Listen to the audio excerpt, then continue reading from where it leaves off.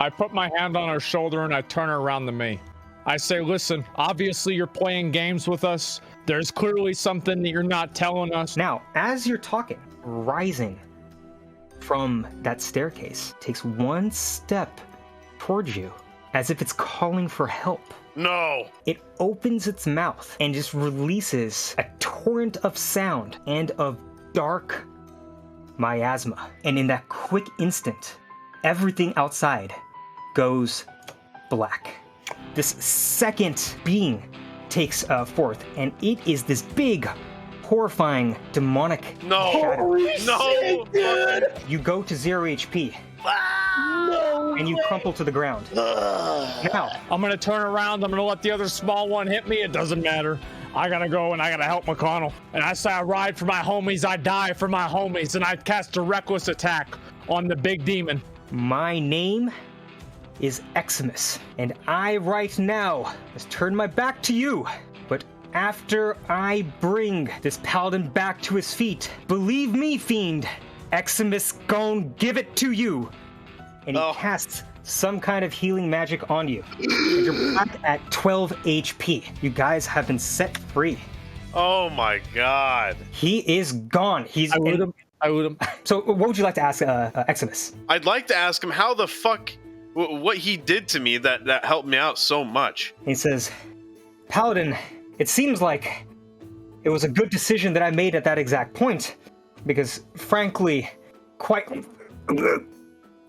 In the middle of the statement, as he was trying to explain, you see a gush of blood No. burst through the grill outside of his mouth, No. and then falls to the ground at your feet. No. And I think that's where we're going to leave it off for today. Why can't I just save him? Boys, for the third episode, campaign has gotten pretty hot. It's gotten pretty intense. It's gotten pretty rough. But you know what? We've done a lot. We've leveled up. We've gotten better gear. And as you guys can see, I have my bear pelt that I actually stole from Mcconnell. Mcconnell, when are you going to start playing Final Fantasy? Never. Can you make a Ret Paladin in Final Fantasy? Yes. What do you mean by red? Yeah, if you play a Paladin, do you have to tank? No. Yeah. Okay. No. Fucking damn it. We lost him. Okay. God damn it. All right. Great. So, Rico, you want to start us off? Yeah, 100%. Now, hey guys, my name's Riku D20. Just call me Riku, it's a lot easier. For those of you that were here last time with us, it's good to see you again. But for those of you that are new, welcome.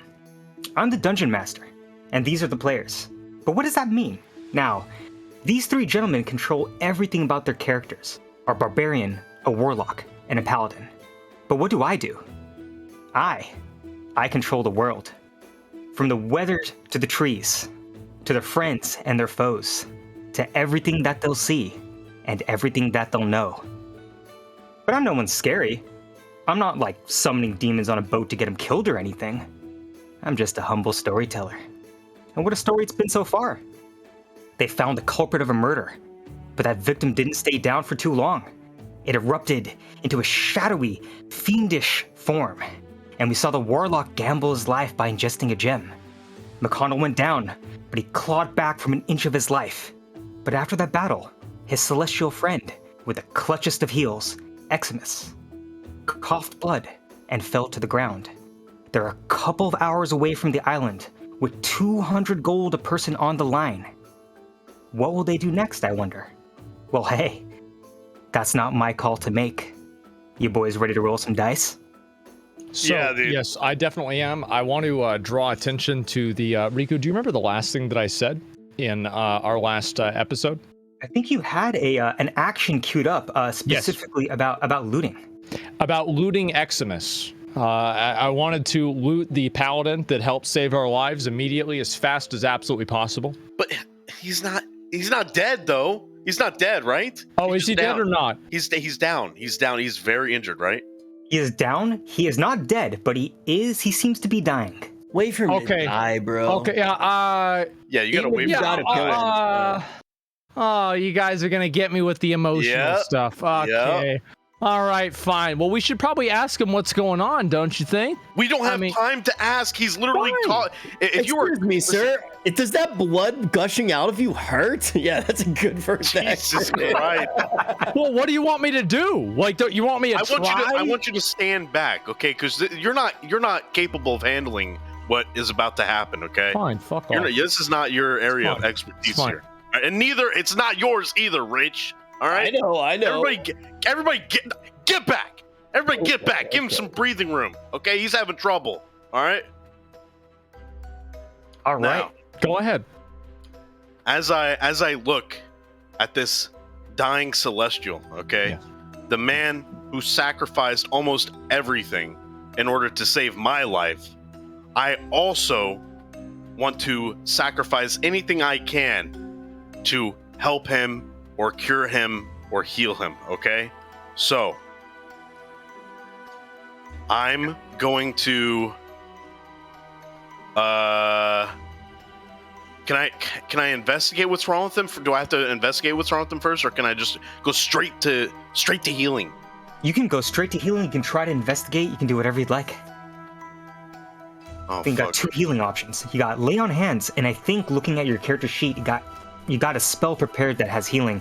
I think you had 4 points left in your lay on hands, which means you can assign 4 HP or 1 to 4 different people, whatever you'd like. But if you want to see if there's anything else wrong with him, you could give me an investigation check. Fuck, he doesn't have much time. I don't know if I should just go straight forward or investigate. What do you guys think? It's been a whole week, man. He'll be all right. While McConnell is starting to get everything underway, I don't do anything. I'm just standing behind him, but I would like to note that I have my right arm behind my back, gripping the undead Pokeboy. Gotcha. So you're moving to his.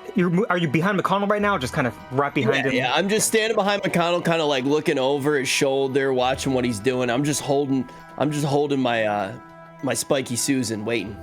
Perfect. You see this this guy over here who had been purchasing some product from Exodus earlier that we saw, just kind of jumps off and immediately kind of looks around at the scene and is starting to become a little bit panicked. He's seeing some blood coughed out through the grill of his armored helmet and immediately looks at Asmon taking a step back, Rich moving shiftily to the side, and of course the paladin thinking through options and says, can you help him? Can you help him? I say to the guy, I might be able to, but I need to know what exactly is wrong with him, so let me investigate, okay? All right, go for it. Go ahead. Fuck, man. Good start. Oh my god, dude. So, you're really good at this. I guess we're in the same tier of roles as we were at last time. Yeah, the trend continues. As McConnell like leans over, I go, yo, do you need any help plugging him up? Richard, get the fuck back! Get her! Get back! I get back. All right, what happened? In the moment, as you can feel your heart thumping and seeing this life hanging in the balance right ahead of you, you just look at the armor. You're trying to find if there's any like serious punctures, and you remember that there was also some kind of weird necrotic, shadowy damage type of stuff that pierced your own armor, and you're wondering maybe it hurt him. But the amount of blood that came through the grill does not seem like an internal injury to the lung or anything like that. Now you can cure quite a lot. It seems like he is kind of fighting for his life, but this seems to be something a lot more than an injury. But maybe if you act fast, you may be at least able to buy some time back to at least talk to him. But for sure, it does not seem like you have everything on hand to get him back 100% tip-top shape, but he should be able to at least spare his life. Oh my god. It's on you, man. Yeah, I know. So if you mess this up, he dies. After he saved our life. I'll use the rest. I'll use the rest of the juice I got left in me. Okay. I'll lay on hands on him. Okay, All right. I'll do the 4 points. Perfect. You put your hands over him, and you call upon the light one more time, just as you did for the jeweler that you guys had talked to in the middle of that barrier and saved and were able to bring her back from the dead. You do that one more time, and you put everything into it, and he ticks up by 4 HP. And you can hear him inhale and cough out a little bit more blood. His hand grips against the lattice on the deck, and he starts to kind of push himself up. Yes. His armor's just clinking, but he's able to breathe again. I can't loot him. Yes. Thank you. Yes. Thank you. I have not made such a dire folly. Thank you. Yes. Thank you, Paladin. He's hanging in there. Nice. Now, I'm gonna help him to his feet, okay? I immediately rush over and I help him up and I try to stand him up, okay? And I usher Asmon over, okay? Asmon, come over here. Come over here. Fine. All right. I come over there. I'm over there. I turn to Asmon and I say, "Listen, dude. Yeah. You gotta give him a HP pot. Okay. You gotta give him one. Good call. I will give you 10 gold if you 15? give him one. I'll give you 15 gold to give him a HP. No, 15. 17. 15. You already Fine, you went fine. up from 10 to Fine. 15. Fine. I will trade him 1 health potion for 15 and maybe a half. Bruh, 15 gold pieces. this man's life hangs in the balance, okay? I got him up a little bit, but we need to fucking spruce him up, man. All right, fine. Here's the potion. There you go. I reach in my pocket. I give him 15 gold, and I take the HP pot, and I gingerly, give it to the Celestial. I give it to Eximus, right? And I tell him this to sip it, you know what I mean? Just like. Mm-hmm. All right. He pulls up the grill on his mask, and you can see that his chin is definitely covered in blood, and he does have a quite radiant beard. Quite striking at first glance, matted up with the blood that has been recently coughed up. He sips the potion, and you can feel him starting to relax a little bit.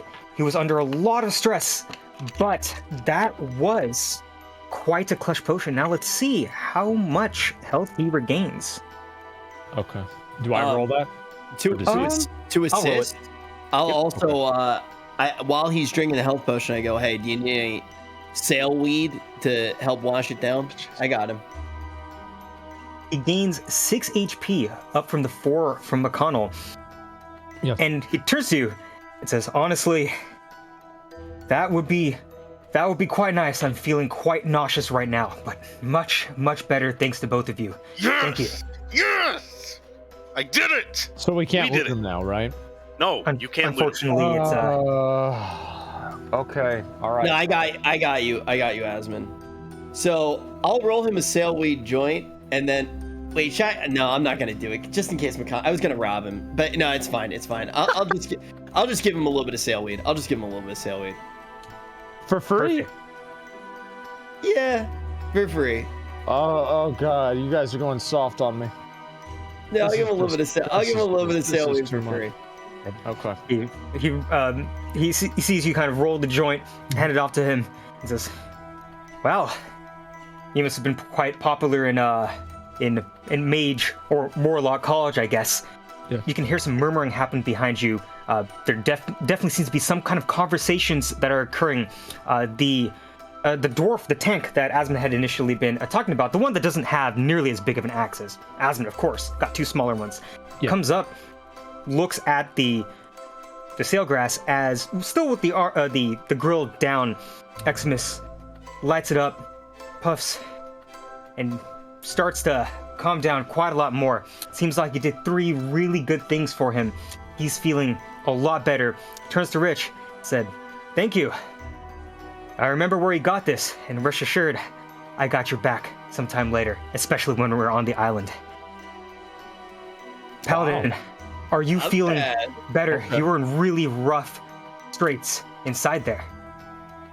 I'm feeling way better, and I cannot thank you enough for saving my life. I wanted to do anything I could to help you. It's like we had one paladin and that was sanctimonious enough, and now we have two of them, man. Like, this is crazy. I feel like I'm in You literally just got 15 gold for a HP pot, bro. Could've Can you been just 20. can you just chill out? I just played the long con too. My guy said I'm gonna introduce you to my plug on the island. Like, I'm already moving up the food chain in this world. Jesus. Okay. All right. So can we at least ask him, like, what the fuck's going on? Yeah, I want Like, to. please, Yeah, what yes. happened? You ask him, because I don't want, it was kind of awkward, right? Because I was literally about to kill him and steal his stuff. So why don't you? Yeah, I'll just- you don't talk to him. Okay, you man.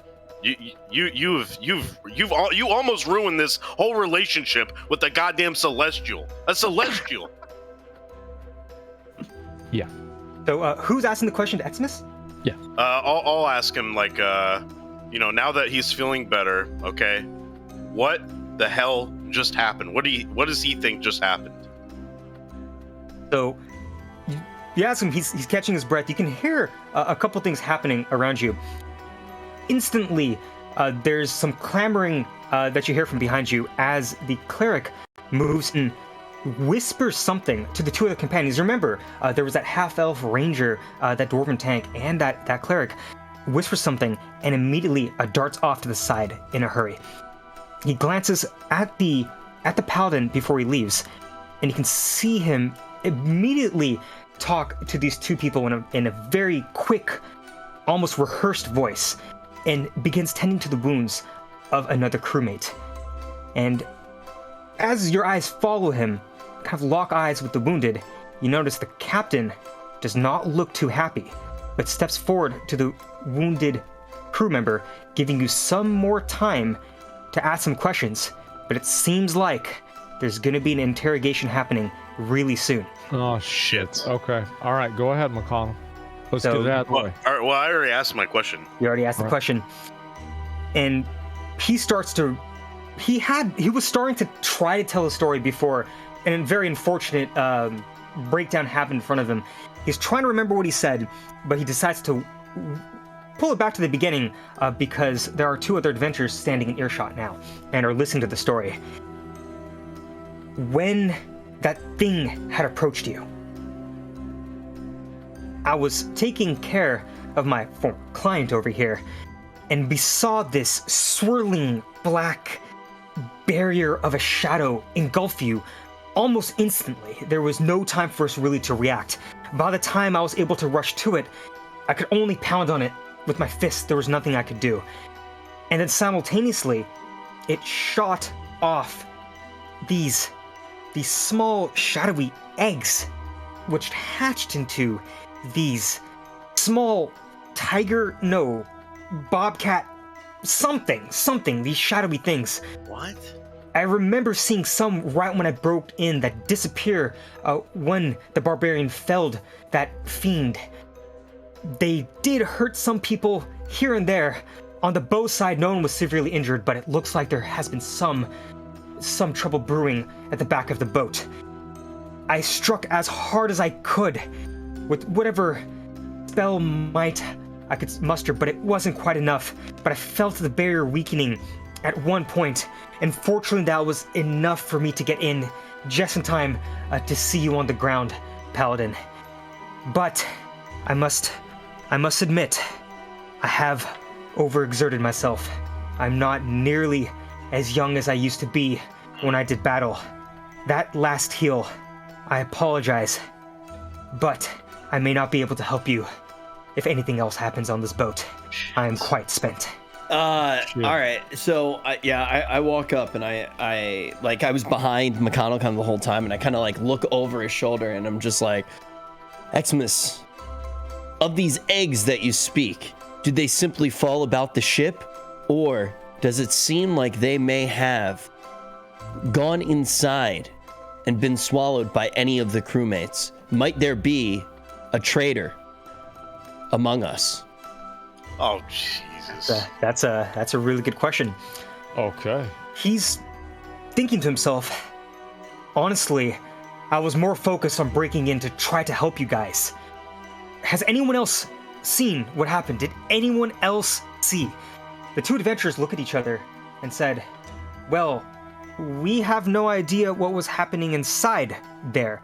You noticed that the ranger that you had attempted to flirt with earlier is eyeing the warlock suspiciously. But no. Me? Nothing. She seems to be suspicious of you. Not like hardcore suspicious, but like a little bit shifty. And she says her side of the story. I didn't see any shadow go into anyone, at least not on the bow side of the boat. But they sat on the deck and erupted into that shadowy, darting form. They were not hard to dispatch, but armor was not much of a deterrent for them. Hey, you!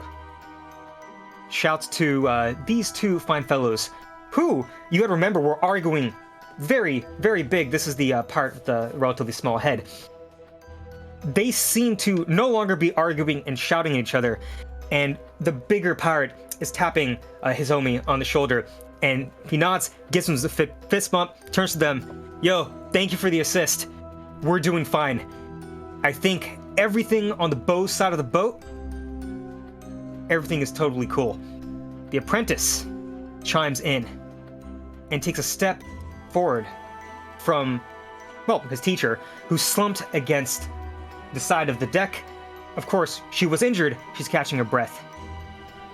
Yeah, you said something about traitors outside, huh? Oh, shit. Well, what about you guys?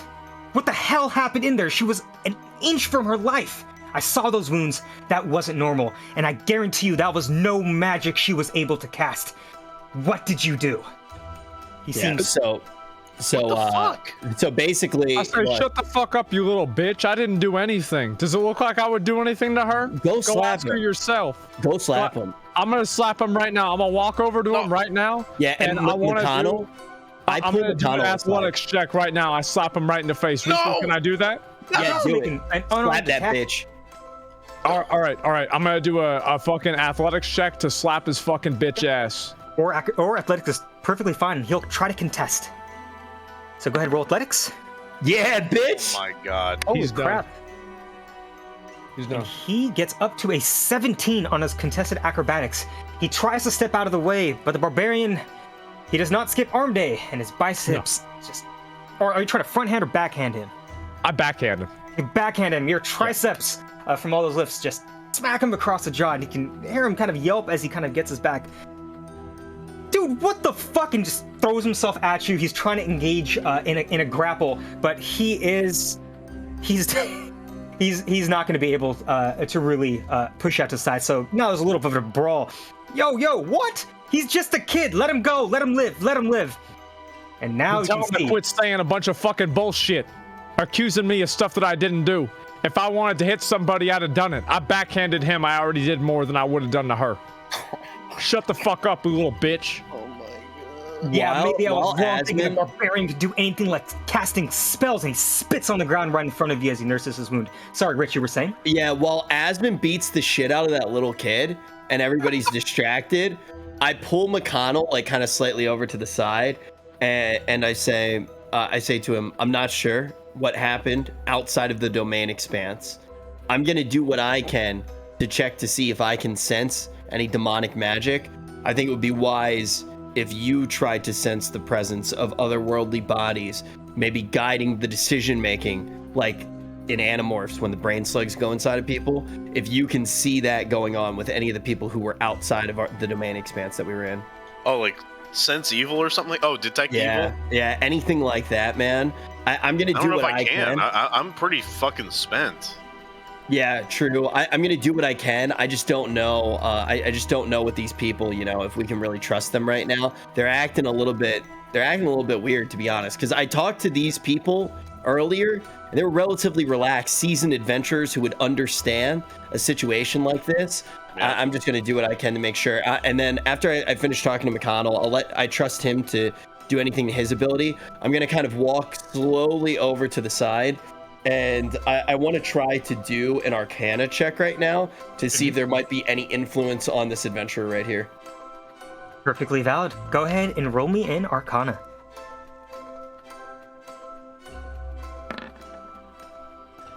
Very nice. +4, so that's Wow. a 23, yeah.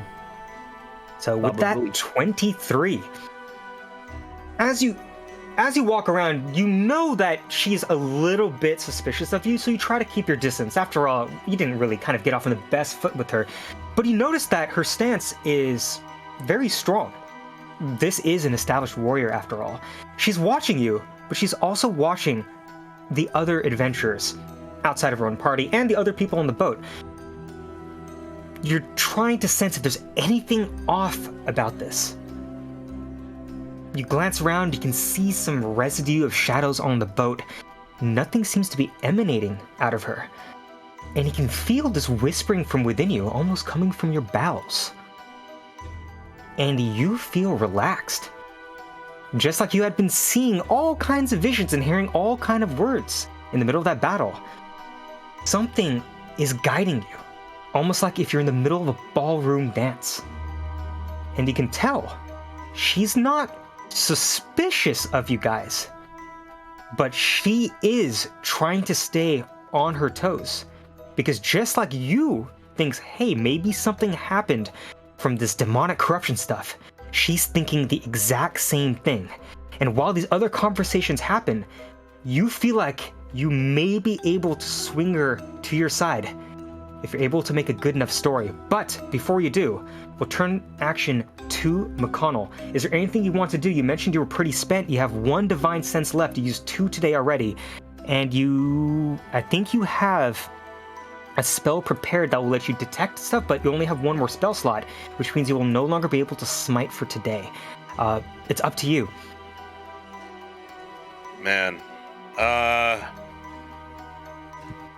I'm going to, man. I want to figure out who's evil. That would help this so much. I'll go ahead and detect evil and good. You're going to use the spell detect evil and good, or are you going to use your divine sense? The spell detect evil and good. Okay. So let's go ahead and get that pinged in chat. Yeah, All right. So the way this works a little bit different than your divine sense. Now remember, your divine sense is like a big sonar blast, so to speak. This one is going to take some concentration. So the idea of concentration is that you can't concentrate on 2 spells at once, but as long as you hold the concentration, the spell is going to be active. So this has a huge advantage over your divine sense. Your divine sense is like a 60-foot radius ping. This will let you know if there's anyone within 30 feet, or, well, sprinting distance, I guess. You'll know if they are a celestial, an elemental, a fae, a fiend, or an undead, or an aberration, of course, basically the entire gamut. This is quite a strong spell, but it does lack that little buff we've given your divine sense of letting it sense things through barriers. Would you like to use the spell?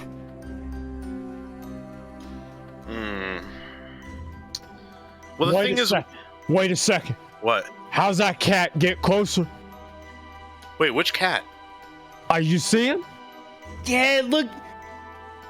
Oh, I don't see no my cat, God. Nip. I see, How's he yeah, moving like that? I see that. Where's he going? Ghost cat.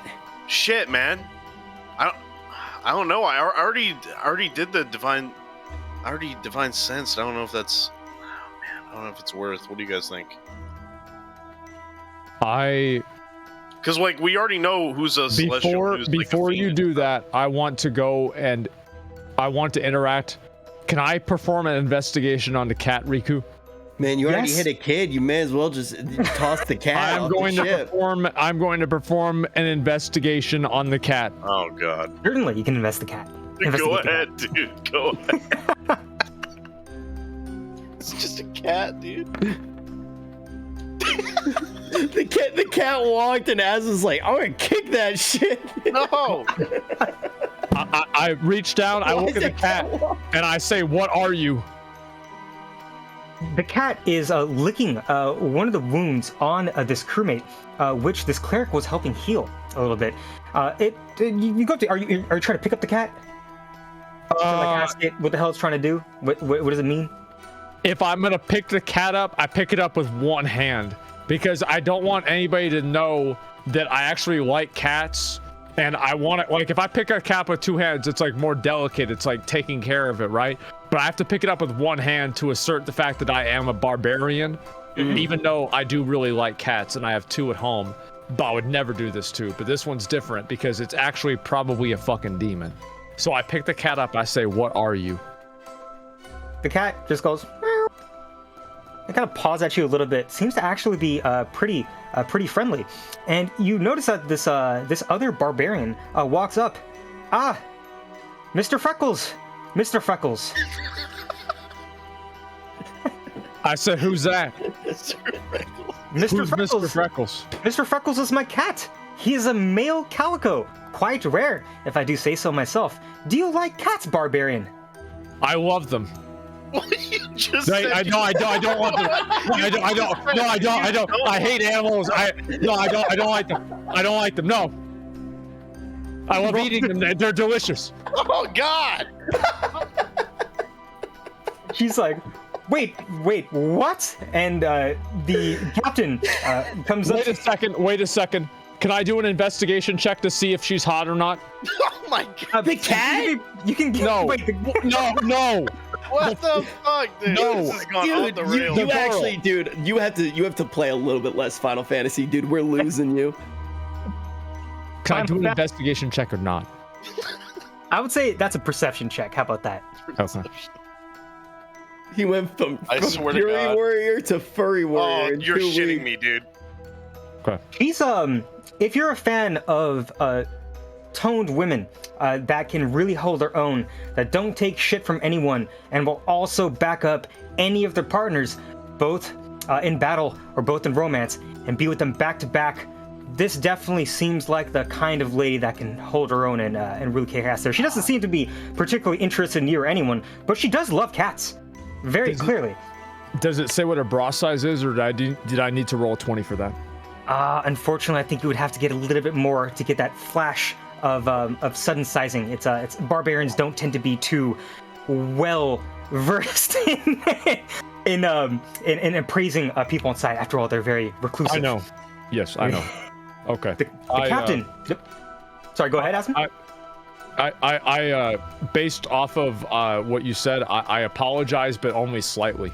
And not to make her think that I'm any more interested in her at all, I walk away and I do not make eye contact while I'm walking away from her. Are you still carrying the cat? No, I put the cat down. I don't want it anymore. At this very pivotal moment for me, when I know that I could tell this chick everything that happened inside of the domain expanse and potentially get her to be on our side, I am distracted by the very toned and strong Dami mommies, and I slink over submissively, showing my tail suggestively. And I turn around and I look at them and I say, "Wow, Mr. Freckles is such an adorable kitty, don't you think?" Oh, yes. I've had him for quite a while. I think he's super adorable. And Mcconnell, you're moving there, yeah. So you start a conversation with her. It doesn't seem like she's on the same wavelength as you, but I guess you could always try to put your charm to the test here. But it seems like everyone's gathered, and the captain seems quite pleased that this has happened. She glances at all three of you. Oh, sorry. I did not mean to cut you off. I just charismatically say to her, I go, "Yes, things with tails truly do make the best companions," and I give a little bit of a wiggle, a little bit of a booty wag. You roll persuasion for me. Oh, you're shitting me, right? There's no way. +3, it's a 14. It's a 14 total. It's above average. It is definitely above average. It seems like Not in centimeters. much like your barbarian friend, she does not seem to be one that is too versed with people.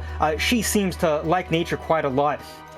It doesn't seem to land exactly the way you intended, but she says, "Of course, I'm here to help patrol the wilderness as part of the guard.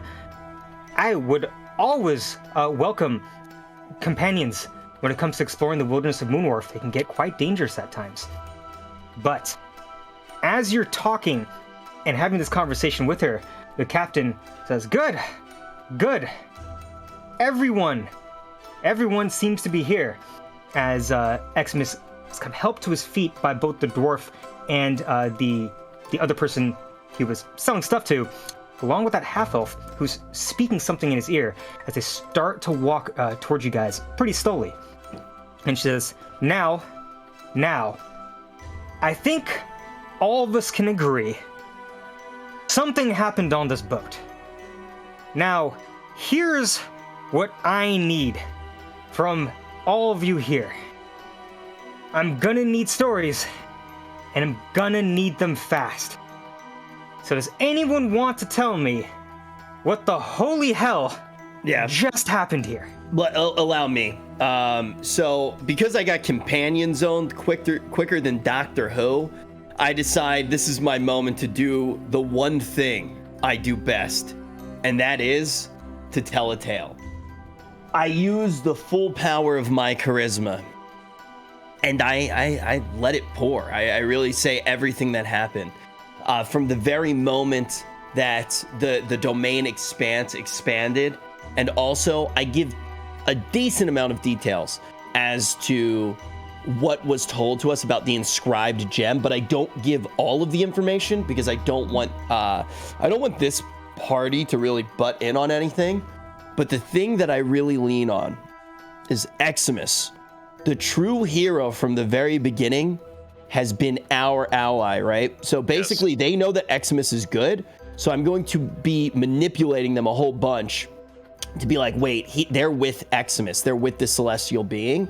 I really just group us with Eximus, because I mean, look, Asmon just beat the shit out of a child and tried to have sex with a cat, so I'm gonna group us with the good guy. And I go, yes, this is just the start of the tale, but the truly trying moment comes on the next page of this book.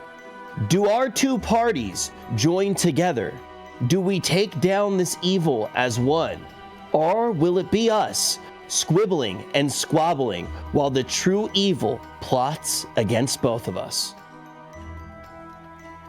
So a couple of things are definitely going to need to be rolled for here. So one, you're trying to tell the story as accurately as possible from the inside, and trying to merge that with the fact that Eximus came in to help you guys, and you guys were in for the get-go.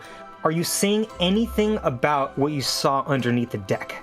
That's the first question I have. Yes, but the things that I say about under the deck isn't Asmon trying to rob all the rooms, or me cutting up the sailweed with oregano, and Mcconnell finding a glory hole for some reason. What I talk about under the deck is the relationship that we've already forged with Eximus, to paint to them the picture that, yes, we might all be strong warriors individually, but together, that's where our true strength lies. Perfect. Can you give me perception, please? Persuasion, please. After overhearing that, I say, but mostly me. You did get the last hit after all. +3, so it's 9. But that's it's a 9. Little bit below average, but... So, as you're talking through this, you decide, for the most part, to come clean. And she's definitely listening to you. You can tell that her eyes are glancing kind of away. She's looking at your other party members, and she's also kind of glancing at the ground around where that shadow had initially spawned, but more importantly, that barrier, because she didn't really get a good chance. It seems like no one actually really understood what was happening inside. She seems kind of willing to take your account of the battle, as you would say it, but you're going to need to also tell me how you're approaching that talk about the gem. What are you saying about the gem? Because remember, the jeweler was there with you inside. Oh, shit. Man, that's good. That's a good fucking point. And remember, you know things about this jeweler, and you can see through your eyes, she's looking mighty uncomfortable right now, despite being attended to by a bunch of people who don't seem to suspect her at the moment. But she looks very nervous. She should. So what I say, I don't give the full information about the jewel cutter, and everything that she's done, but I say we already know that she has dealings with the dark arts, and I grip my horns and I say, not only does she have dealings with the dark arts, but I, unfortunately, have been forced through these treacherous roads to dabble as well. If anyone can control an evildoer like this, it is I. Leave her to me. Okay. So I'm going to have you roll a deception. And then we'll resolve it based off that roll. It's going to be combined with that persuasion because this is one big story. 8 plus 5, that's a 13, baby. Ooh, that's looking good. That's looking real good. It's looking pretty good. So, because you're not actually telling as outrageous as of a lies as if you were going to try to really ham this up, you're trying to keep it grounded on those two things. One, we're with Eximus, we know what happened inside, and you're as charismatically as you can, stating that, yes, she had something to do with it. She casted something she cast something in there, right? You don't really need to say too much about that. But with your pizzazz, you say, look at me. I can handle this. I'm the person that you want to talk to. I think you've successfully attracted attention to yourself and to your party, but the captain does not seem fully convinced. She takes a step towards you, while the barbarian takes a step toward Mcconnell. But before we look at what happened there, she asks you, so you found a dead body underneath the deck, and that dead body stood up, walked up the stairs to the middle of the boat, and turned into that thing. That's what I'm getting out of this. I said, no, that's not what happened. That's not what happened. It also spawned other literal miniature demons as well that I had to, and I emphasize, I had to kill. Yeah, you did take down, you took down an ad very summarily, actually. I know. So what was that thing, Mr. Warlock? She says, what was that? If you say you dabble in the dark arts so much, you must have an explanation for me. And while you think, we'll go to Mcconnell. Yeah, somebody needs to start telling the truth around here, okay? But before that happens, all right. I was debating whether to cast this or not, and in the middle of this conversation, is it possible to detect evil and good? Would that be possible, or is it too far gone? Is it too late? I don't think you've cast it yet, so you can just cast it as an action, and then you can have it for the next 10 minutes of in-game time. Mm-hmm. So you'll be like a little walking radar. Everyone within 30 feet of you, you're going to be able to know if there's anything not human about them. But remember, while it says detect evil and good, it won't give you that much of a leaning into how they're actually thinking. It's simply because the way a lot of people believe in celestials, elementals, fiends, and undead are that they're inherently aligned to good and evil. Whether that's true or not, well, we'll find out as the story unfolds. But I think it is a very strong move. I'll do it. I'll cast it right now. Perfect. So anyone within 30 feet of you, you're going to know, which includes the cat. This cat is actually a normal cat. It is not guilty. The barbarian. It is not a demon. It is not a demon cat. It's not a fake cat. It is a male calico, which is very. I asked McConnell twice because maybe McConnell could be a double agent. Are you sure the cat is not a demon? Dude, it's just a fucking cat. It's a cat. It's a cat. It's not a fiend. It's not celestial. It's a cat, man. You picked up a cat. Okay. Around you, everyone within 30 feet, except for Eximus himself, is cleared. There's nothing lingering on them. They are just, they are all, humanoids. And the celestial energy that you had initially sensed with Divine Sense. Now, your memory definitely is a little bit on and off because it was a very high stress situation. I mean, you nearly died. Yeah. But you are, for sure, Are you within 30 feet? Yeah, you're within 30 feet. You are very, very certain that the celestial power from Eximus himself has weakened. It's still there, but it's a lot weaker, almost like a weak pulse or a weak heartbeat. Oh no. 30 feet. Okay. Fuck. Why did those dudes move away though? That's weird. That's a little sus. These guys out to the side? Yeah, they moved away from the captain. You could definitely approach them because as long as you're concentrating, you got the barrier. Not the barrier, that little field around you. This is the one that was injured, but of course you could just take a couple steps there and take a couple steps back if you'd like. So he's kind of like Bruce Willis in Unbreakable. Like he's just walking around with his hands out, touching shit, like sensing. Basically, yeah, with his mind's eye. So, so as the conversation is happening, all right, this is what I'd like to do. As the conversation between Rich and the captain is happening, I'm detecting evil and good, right? And so I will kind of saunter over across the boat with this with me casting this, and if anything pops off, I'll know, right? Yes, that is correct. All right, so I'll start moving around. Yep, they are within range.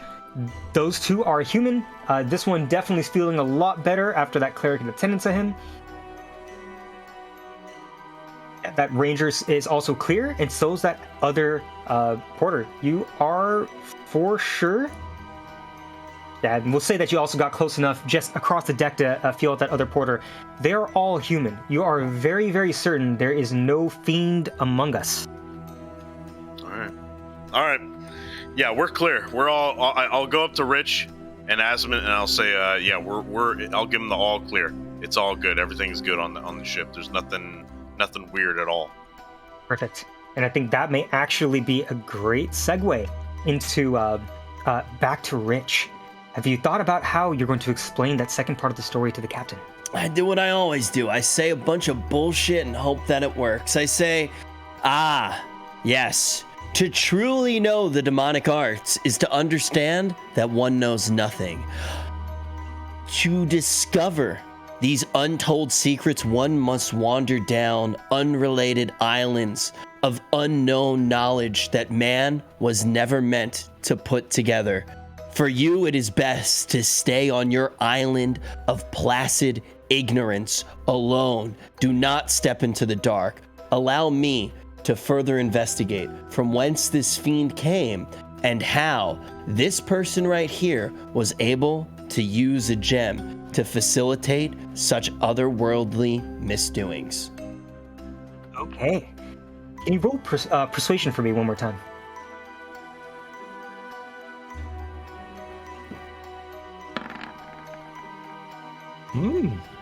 It's like the skill check is slowly moving up.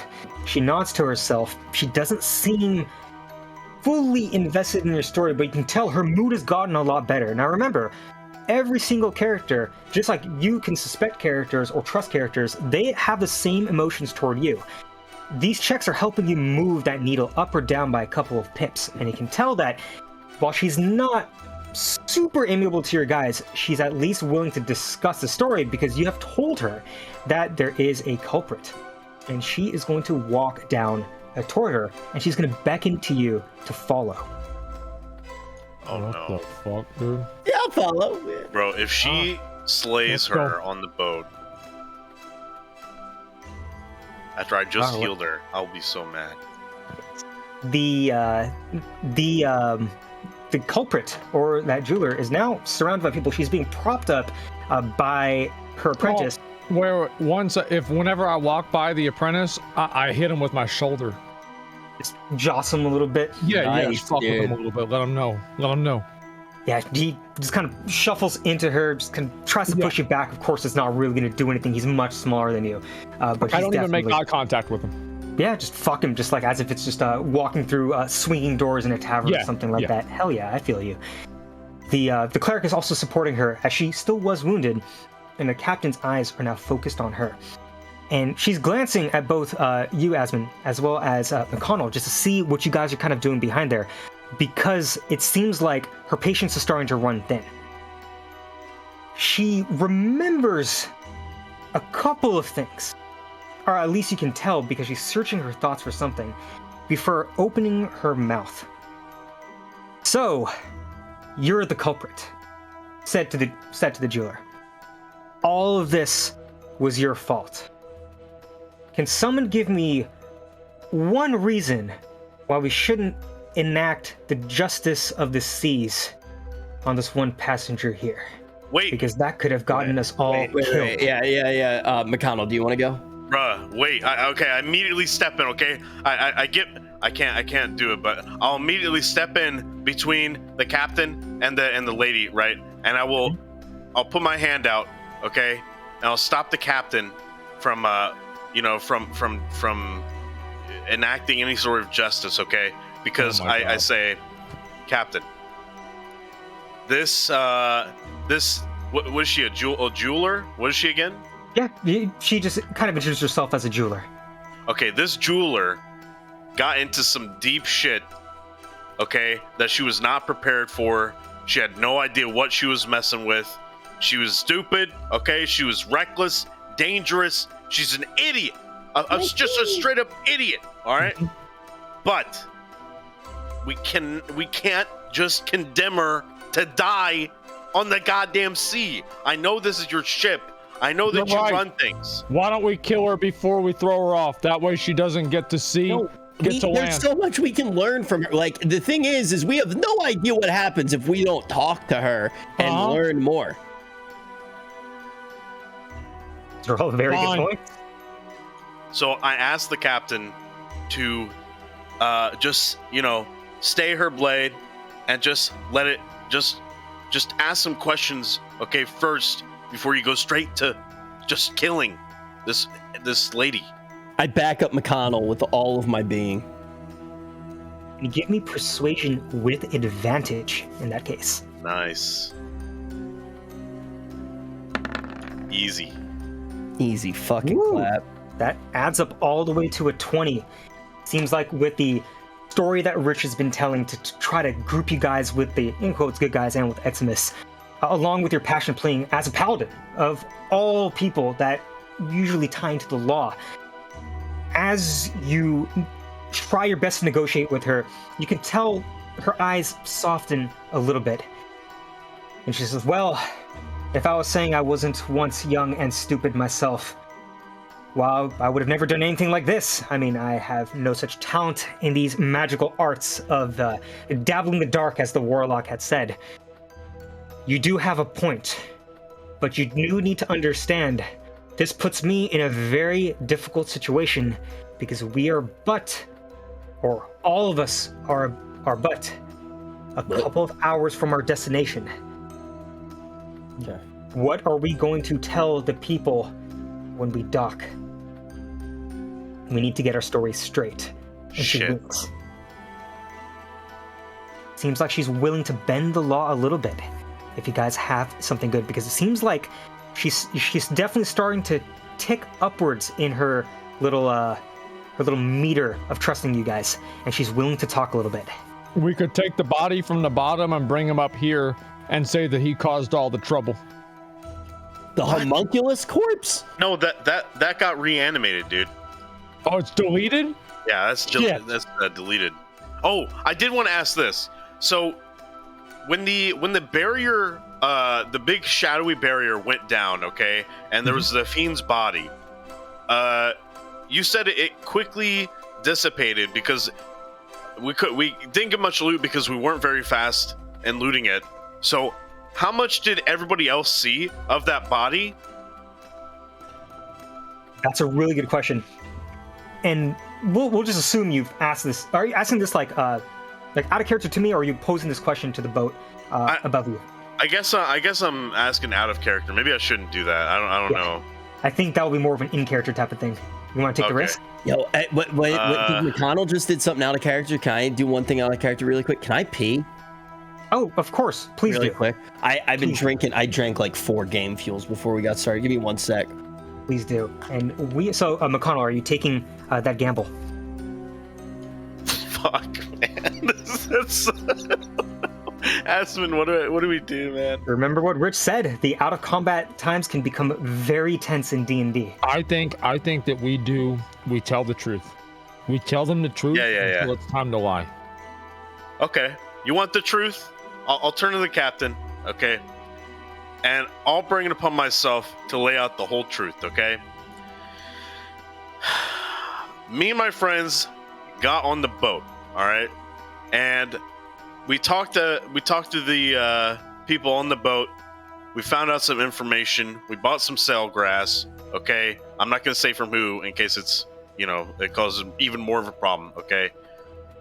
I went to the middle of the boat, and I could just sense something lurking, okay? I'm going to tell her I sense something lurking below deck, right? So I took my friends down there. We all went down there, and Eximus followed us, okay? Because we made friends with Eximus. And we found the body of a murdered person, and we saw a goddamn homunculus or an imp or something go through we tried to get the actual culprit of the murder, but he hopped through a portal, okay? A big ass fucking portal, and we weren't able to stop him in time. All right. So we decided to investigate the lower deck there. We didn't find really anything, I don't think, that could answer too many questions that we had. So we went back up to the deck and started asking and interrogating some people. And maybe we should have told you, Captain, that this had happened. But we were just a little addled, okay? We didn't know who was on our side, and we didn't know who was against us. Yeah, so we had to do what we had to do. Yes. So we went around. But we didn't steal anything. We didn't steal a goddamn thing. No. Okay? Everything is still on your boat, Captain. But while we were talking to some of the people on the boat, the body came up, reanimated, and just burst into this fucking fiend, like just demonic kind of thing. And that's what caused the big goddamn dome, this big shadow dome. And we fought the demon or the fiend inside the dome and slayed it. Luckily, Eximus here, and I point to Eximus. Eximus here broke in through the dome and saved my life, Captain, and almost sacrificing himself in doing so. But eventually we slayed it, and we're good. Did you just unweave all of my lies while I was in the bathroom? Yeah, totally. Like the whole we thing. had to do what we had to do. I'm never peeing again. And then I tell her about the jeweler and how she didn't know what the hell she was doing. Okay, she told us that she casted some sort of silence spell, but the silence spell, I guess, went wrong or something, and that's what maybe caused the fiend to happen. So, I say, yeah, she's an idiot, but, let's ask her what happened exactly, and maybe she can give you more information, Captain. But you just gotta chill for now, okay? All right. So that's my speech to the captain. I'll tell the captain to make her more confident that if she still wants to kill her at the end, I'll do it. Asmon in particular, give me persuasion with advantage.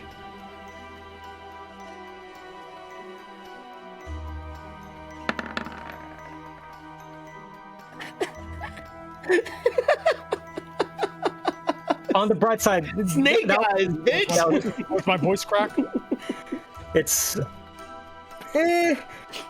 this was just a little bit of additional bonus. You still said what you were going to say, and you were taking ownership of it. It just didn't seem to have made as big of an impact as you had hoped.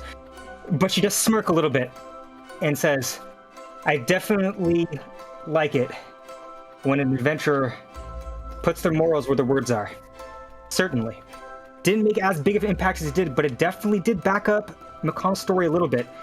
She nods and says, frankly, you guys have got to understand. Paladin, I'm glad that you understand that this is my boat, and I have a duty to my crew, my cargo, and my passengers. And she stops for a bit and says, in no particular order, of course. But this is a lot of information, and this is not a normal occurrence. I have no idea what a homunculus is. I have no idea what this gem shadow demon stuff is. All I know is that you've been very forward with me. And I'd like you to just give me the benefit of the doubt as I become forward with you.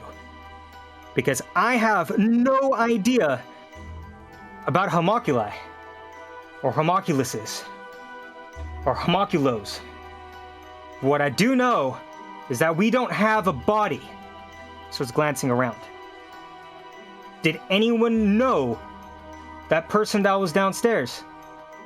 Did he have any family? Did anyone know what he was doing on the ship? No one seems to respond.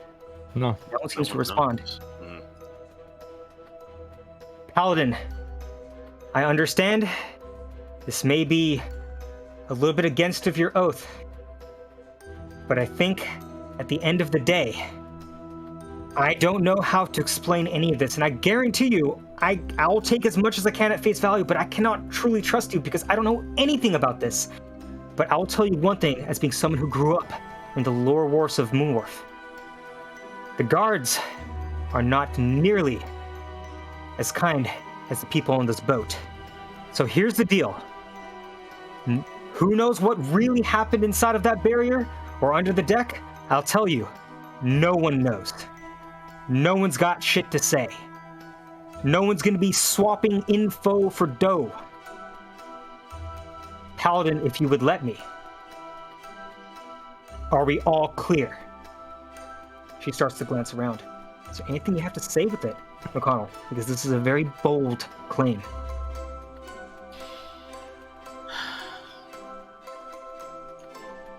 Don't pussy out now.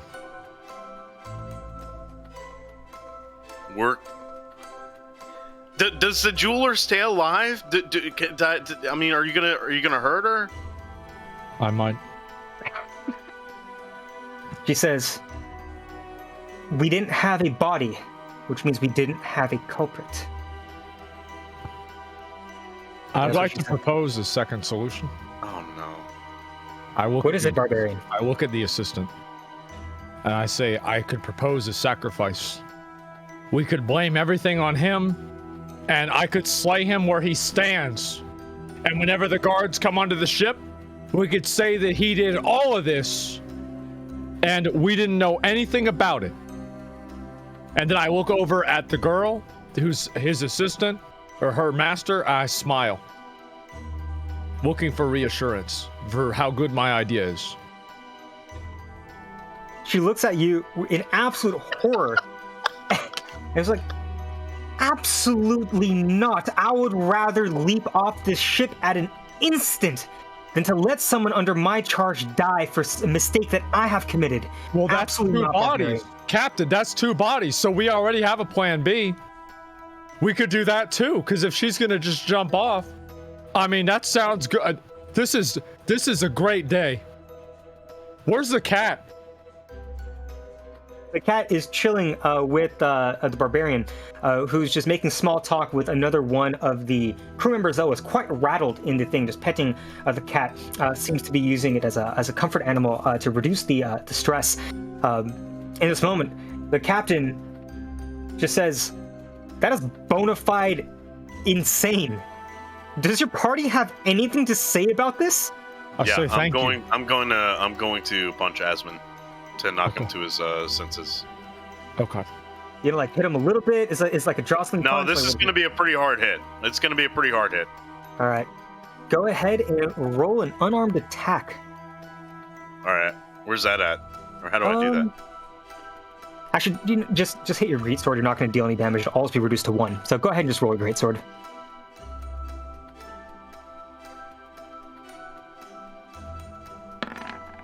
Pussy bitch.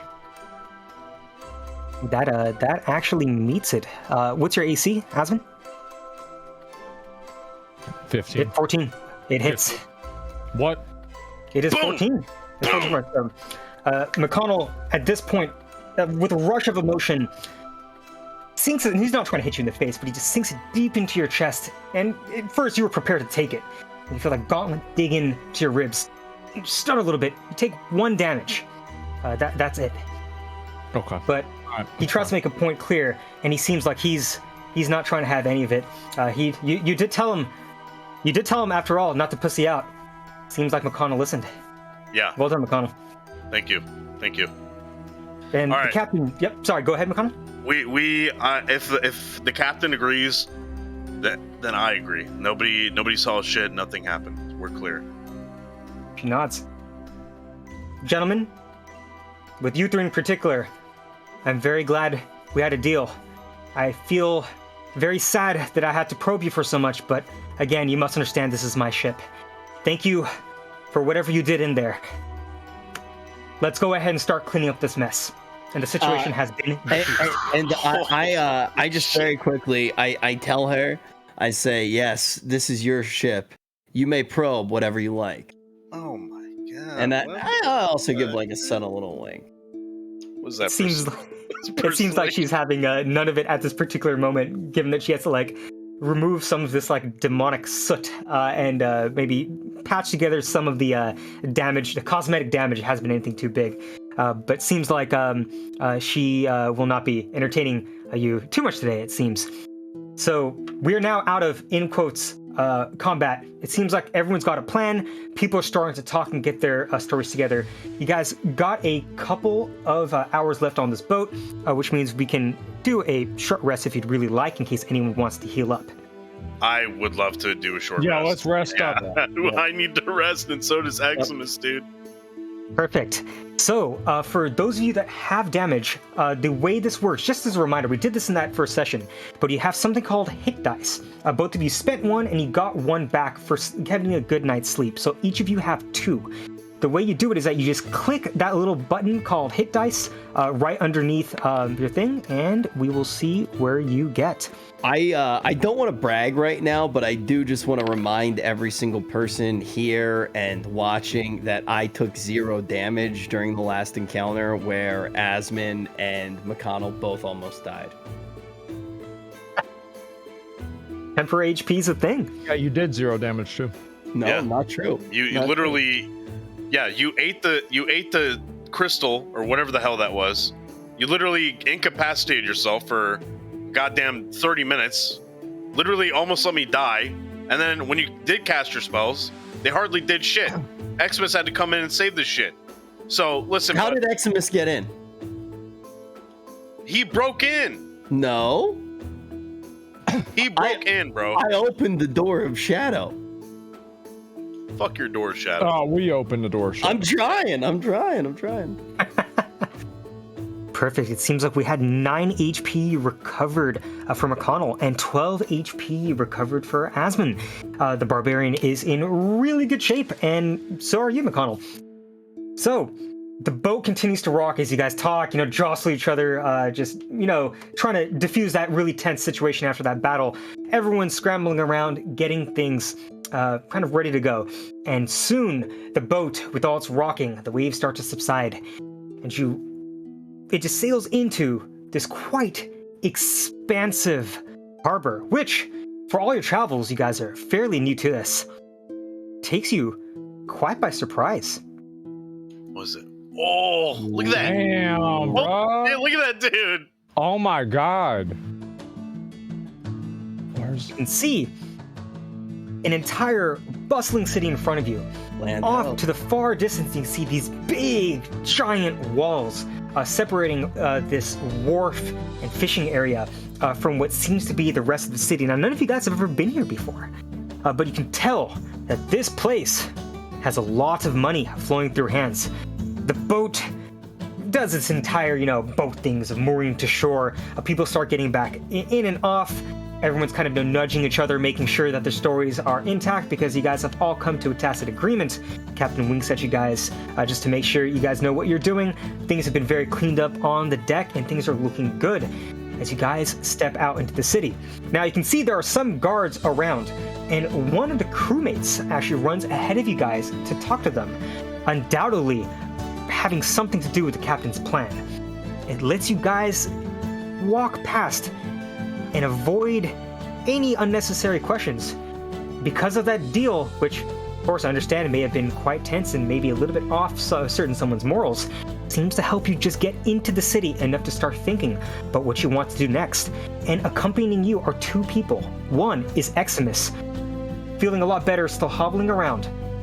And also, the jeweler, whose life you may have actually just saved one more time. Right. Eximus turns to you and says, "It's been a very busy day, but what are you doing next?" What do you think, gentlemen? Oh, let's go to I think we need to talk to Eximus and figure out a little bit more about this whole situation here.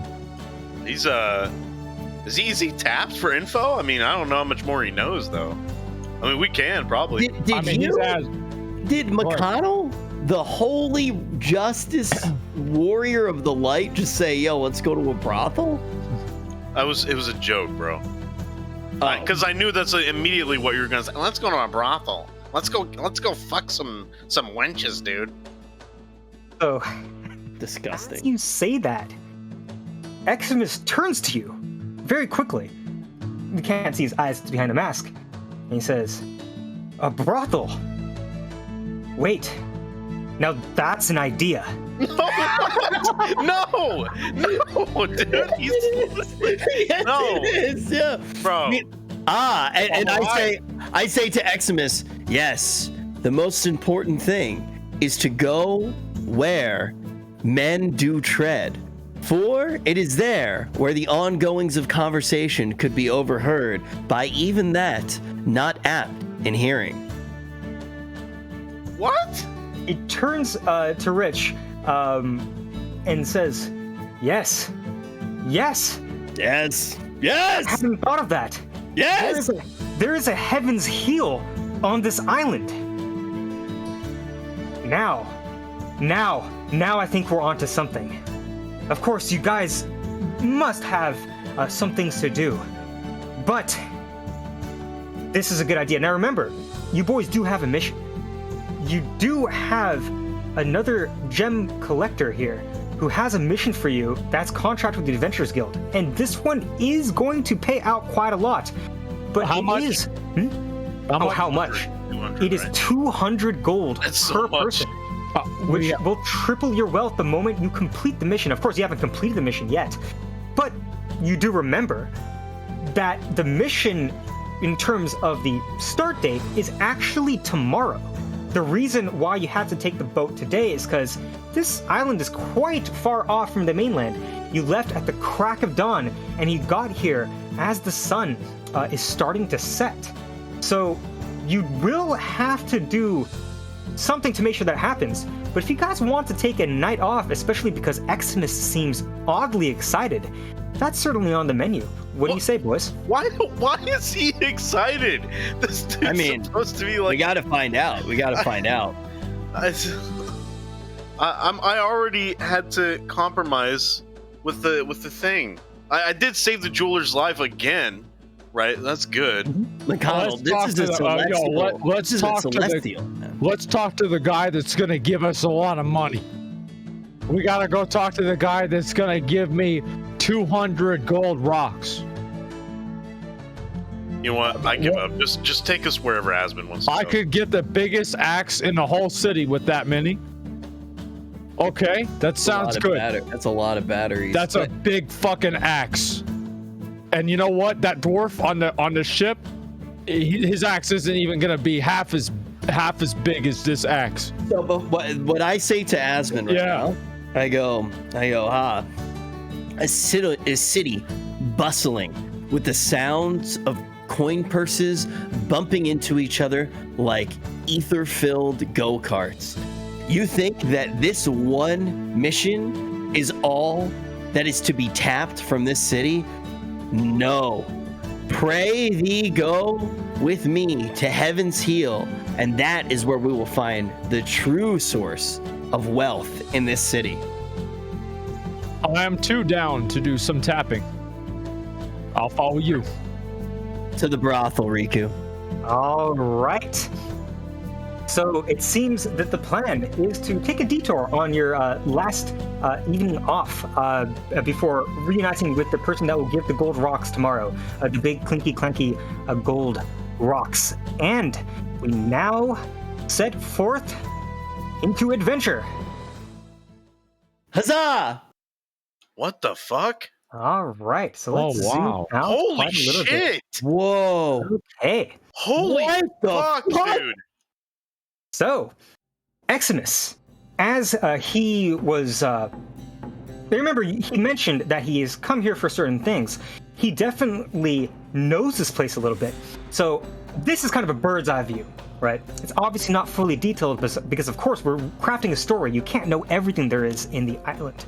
But as you guys walk through toward Heaven's Heel, he'll be explaining a little bit about the city towards you as you guys walk forward. Heaven's Heel, he says, is located in the upper districts. It is the most secure part of the city. And it's where all the rich and powerful people live. There are gates there, but rest assured, this is more or less of both a military and a mining town. It works out quite well for everyone to have these barriers because, of course, if the bottoms are overrun, people must retreat inwards and inwards until we can buy some time to get reinforcements from the mainland. What rocks do they mine? Do they mine gold? There's some gold on this island, but a vast majority of the wealth is for these gems. It's very hard to explain, but they are magical rocks that can cause all sorts of crazy things to happen, both good and bad. It is a new science, and I myself am quite cautious of them. But I mean, our warlock here. I don't believe that. We're walking on rocks right now. None of them are doing any magic. Do I see a church anywhere? You can actually ask him about a church if you'd like. Yeah, is there a church somewhere around here? There is a church in the middle town. This is where most of the people live that can afford a good home here. There's a town square, there's crafters. If there's anyone you need to look for in order to find some work, this is the place to do it. And of course, the area we're walking through is where a lot of the open market is. The people here are less poor, but they're friendly. They're quite friendly here from the last time I've been. But a word to the wise, every step up you go, the guards get more and more professional. I do not trust the guards in the lower docks. And believe me, neither should you. We're gonna have you guys just kind of walk up. You guys are gonna be just going from place to place. And you can tell that Eximus does know what he's talking about. He's definitely been here before. This area, you wouldn't quite call it. He may have been a little bit friendly but calling the lower docks. Some part of it can get a little bit slummish. Other parts are actually looking rather well-to-do, with some small upstart businesses as they are trying to find their way in the world. This gate, you can tell, is as high as the ones that you have seen from the docks when you first land. And there are guards policing this door, but they seem to be jostling everyone's in very high spirits, and you can tell that they're getting ready for something. Eximus ponders this himself and makes some small talk with the guard at this checkpoint. They don't really search you or anything, and you learn that, hey, there's actually a big festival that's going to be happening. It is the Pepper Festival. This small talk, big day, it's going to be happening in a couple of days, but that harkens your memory. You did have someone on the coast that was very interested in purchasing some of the exclusive peppers to be bought on this island. And now you guys get up to this fountain where he stops for a bit. Now, I must take a break just to go to the bathroom as Rich did. But over here, he tells you there is a ritual to make wishes in this main fountain. Maybe the goddess Esther herself. I interrupt him. Wishes? And I start taking off my clothes because I need to take a bath, man. No! I'm sweating. No! And so I start taking off my clothes to get in the water, take a bath. Wait, can What? Let me make a wish please, before you sully the waters. Out of curiosity, do you make the wishes with money? So, like, if you keep giving it more money, do you get to make more wishes? Is it like you put the money in, you get the wishes? You can choose how much of an offering you want. So I'll let you guys think of what you want to do. I'll go to the restroom. I'll be right back. All right. I lean over on the wishing well. Asmon. And what? Asmon. Can I just make a wish, bro? Please, before you take a bath. At least let my wish be clean. What are you trying to say? Am I not clean? You are fucking dirty as fuck, man. Yeah, because I was next to you. No, you never fucking clean yourself. I don't need to. Why would I ever clean myself? I never get dirty. You're covered in twigs and berries. Okay? That doesn't matter. Those are delicious. You eat the berries? Why do you think they're there? Just please. That's why I leave them on my shirt. Oh my god, you're gonna ruin the well, dude. You're gonna ruin the fountain, bro. I lean over the well, and I put one finger over my nostril, and I blow my nose into the well. And then I take the water that I just blew my nose into, and I put it over my face. And I say, God, that feels so good. I say, that's good. I haven't had a proper bath in years. And, I'm sure people are not happy about this, but it's okay.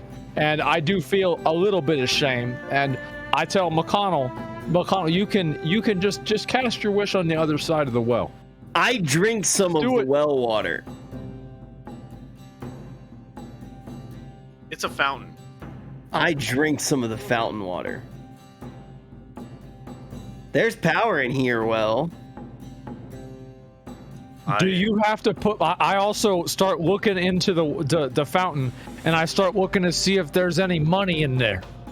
Because maybe there could be people that put a coin in there, and they could want to have the coin in there. Yeah, well, guess what? Guess what? Because you're checking now you don't get the fucking 2 gold I was going to use to make a wish. Because you're already checking. So it's too late. You already took your bath, you checked, and you're getting You that. know what? When Riku crazy? gets back, I'm going to do a perception roll, and I'm going to see if I can find any gold in the fountain. Literally, I don't need your fucking... Riku got up for 2 seconds, and this turned into the scene where they all spray the gasoline all over each other in Zoolander. Wow! Look, I want to roll a perception check to see if there's any money in the fountain. All right. Coins. I see I've walked back into something. Let's get a perception check. Riku, I'm also going to drink some of the holy water to see... oh, no, is it going to burn me? Maybe I don't drink the wish water. What? Okay, seems like I was gone for a couple seconds and it's chaos. All right, so as Asmon starts glancing around, he's circling this fountain like a hawk or like a tiger or something, glancing for coins. There's some upturned pebbles, some upturned stuff, but it seems like it seems that these coins that people make for wishes are gathered and are donated somewhere, probably to the church for good fate, good fortune. And it seems like most of this has been cleaned up. Seems to be cleaned quite often because it seems like there's a lot of adventurers in this island that have the same idea that Asmon did. Did anything happen in this fountain? Yeah, something did happen. Go ahead, tell him. I had to blow my fucking nose, and so I blew my nose in the wishing well fountain, and then I reached down in the same water that I had just blown my nose into, and I put it over my face to try to get myself a little bit cleaner and get all that dirt that McConnell had gotten on me off of me, because that's disgusting. I was around too many other people that were getting me dirty. I'm never dirty on my own. This is what happens whenever I'm around other people. Riku, how much of this dirt is as he's doing this? How much of the dirt is like spreading to the rest of the fountain? Is it contained in its little area, or is it like literally? Just go ahead, cast your wish, McConnell. I'm not going to until I find out how dirty this fountain is now. It's definitely getting a little bit dirty. It's starting to just slowly move and just diffuse through the water. You can tell there's a lot of people in the courtyard that are staring at the barbarian and being like, yo, what the fuck? It's definitely gathering some manner of attention, but it doesn't look like it's completely Why would he wash his hands? Yeah, that's I didn't wash my hands. It was my hair. I did not wash my hands. Of course not. Mcconnell, they said that you were trying to make a wish. I was, yeah. Oh, but Asma, you offered your boogers up to the fountain. Were you trying to make a wish with that? I offered my what? Oh, no. No, I was going to take a bath entirely, but they convinced me not to do that because there's like families around. Ever the curious type. I would like to kind of lightly rub my fingers along the edge of the fountain and do an Arcana check. Interesting. Go ahead.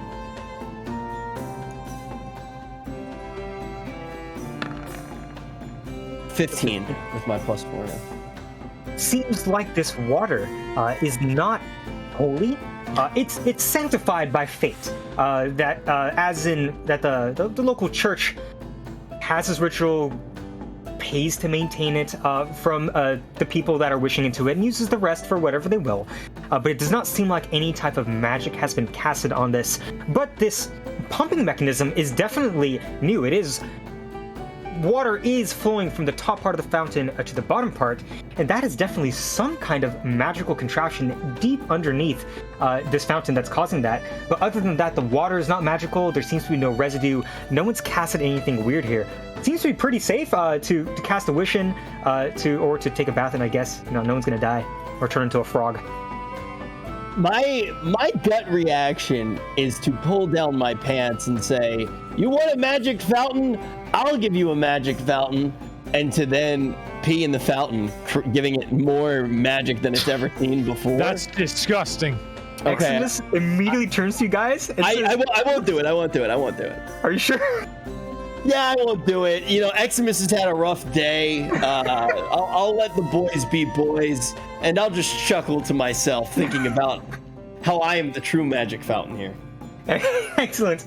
Eximus just watches this entire chaos go down. He just goes into it, closes his hand into brief prayer, and just flips out a single gold coin to the area. He's made a wish quietly.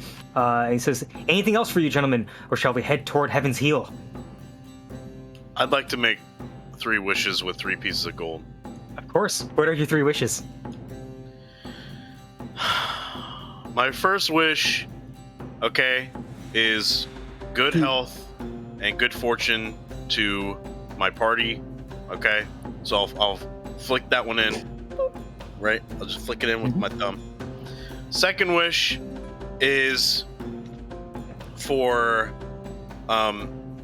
Eximus to succeed in whatever he's doing and have him have a good life. Okay, but I'm making, by the way, I'm making this all to myself. Okay, so they don't hear it. All right, this is just like me. It's me in my head, and I'm saying it. Okay.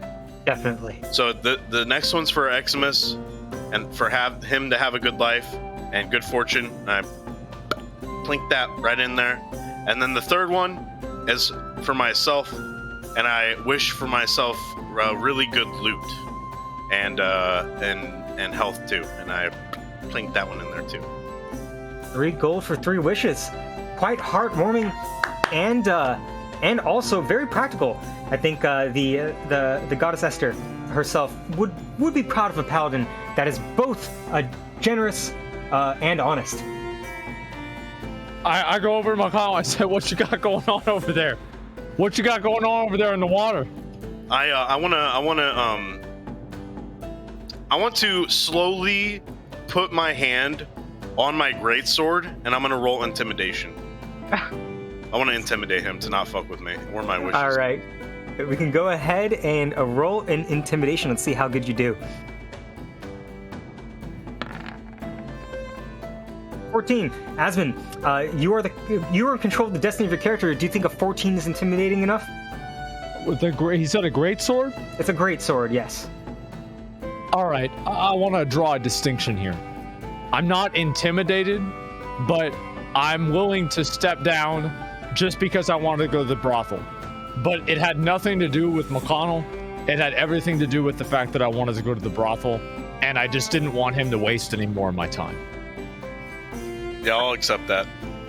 I think that's totally fair. Yeah. And we continue upon our journey. So Eximus did mention that there was a church in this area, but he also mentions that there is a division between this and the upper class. There is another church on this island, and it's all the way up in the Citadel area, the very, very, very highest layer, even separate from the upper class. It is all the way at the highest point in the island. Oh shit! There's no fucking way I'm getting in there. But of course, you are about to enter the final checkpoint, or I guess the second to last checkpoint, into the upper class. Now, this one is a lot more grand, and these guards, you can tell, all of you are combatants, are quite stocky, quite trained, quite ready to go. They're much more polite. They make great talk with you as you guys kind of go through. And then as you guys pass this, he mentions the Heaven's Heel one more time. Sorry, what was that, Mcconnell? I'll see where it goes, but I hope I get to go to the church. What? I certainly think there's no reason not to. Don't they have gold there? Don't they have like gold cups and shit? I'm gonna do big, dude. If you desecrate this church, how could I desecrate the church? I swear on everything, okay? If you fuck around in this church, if you desecrate it, if you try to steal anything, I'm not. I will unleash holy wrath and godly powers on you. I swear to God, I will fuck you up. I can roll sleight of hand, right? Riku. You can roll a sleight of hand. Just for future reference. Okay, of course. Yeah, it's contested against perception. It's always fun to have inter-party dynamics. That's okay. But as you guys walk through, Eximus starts to tell something. First, he's going to answer Mcconnell's question about the church. He says the church in next to the Citadel would be at this time closed for private prayer and the logistics of the church. They work very closely with the governance in the Citadel to make sure that the city is cared for. Well, this isn't the most religious of cities. We do take it among ourselves as people that wish to defend good and defend the law to do our best for our people. Okay. All right. But, of course, every dawn, they do have a service in both churches, and anyone is welcome to join. Anyone can go into the church? Yes, there's an entire service. There'll be a lot of people. They have a little bit of food, too. Not too much, just because it's so early in the morning. They don't need anyone having low blood pressure or low blood sugar in the middle of a service. That's not kind to have people be hungry. And now we're in the middle of the upscale district. These houses are nice to the point where, Asmon, you definitely feel a little bit out of place. Like, oh wow, this is some bougie shit. And before you stretches this grand, big building with a sign in what is essentially cursive, gilded with gold, says the Heaven's Heel. And now Eximus turns to you and says, This is the Heaven's Heel. Paladin, he says, tapping your back with a heavy hand. You are brilliant, my friend, as brilliant as you are brave. No. I wouldn't have thought to come to Heaven's Heel. Because get this, the Heaven's Heel is a franchise, and I had forgotten. They have the greatest brothels in every big city I've been to. And more importantly, these people here can keep a secret. And you, pointing to the warlock, another brilliant man, you have come here for information. This is the place where all the wealthy and the powerful come for their enjoyment. And of course, the men and women working here are not simple prostitutes. They are entertainers, great in conversation, and a great place to rest and learn. This is quite a party. To Heaven's Heel we go. You can tell with surprising. We have come. What about me? What about me? You. Well, you can kill fiends very well. That was a mighty. That was a mighty cleave. I don't know how I feel about hitting a boy, but I'm sure there must have been a good reason. You seem like a very reasonable man to be hanging out with these fine, clever fellows. How about instead of cleaving, how about some cleavage? I will have to pass today due to my wounds, but of course, I will never judge. To Heaven's Heel we go! And now the map changes. So you guys enter this big building. There's red carpets ahead of you, just stretching out. This is a big area. There's people shouting in happiness as they play some games at the bar. There are a lot of people that are talking with what seems to be a certain type of entertainer, but you can tell that this is very different. This is an upscale establishment. As you walk in, you notice there is a cleric at the door. And along with the bouncers there, there's a priest. Yeah, it is a priest, and he's concentrating right now. Clear. Stops for a little bit with Eximus. Clear. And the bouncer behind him nods. He just bows very resolutely. Welcome to Heaven's Hell. Welcome to Heaven's Heel, gentlemen. What can we do for you this fine evening? Y'all got any chicken? What? You can get a brothel for chicken? He smiles. The Heaven's Heel is known for some of the greatest rotisserie chicken on this island. But of course, if you are looking for a fried meal, one of the specialties of this island, look no forward. With our talented chefs, they'll whip you up quite a meal at the bar. Oh shit. All right. Food? I want chicken. Oh yes. You guys trying to get a meal before any type of merrymaking? Yeah, I'm gonna go. The thing is, I do not waste my time with girls, because anytime I do that, now there's like a bunch of stuff I gotta worry about it. You have to think about them, and it's like it's like a thing, you know. And they don't like me. There's that too. And so I want it. Can I just get a chicken? Just do you want a roast chicken? Do you want some chicken tendies? Do you want what are you looking for in a dish? I'm sure I want a chicken. I want to put it in my pocket to eat it later.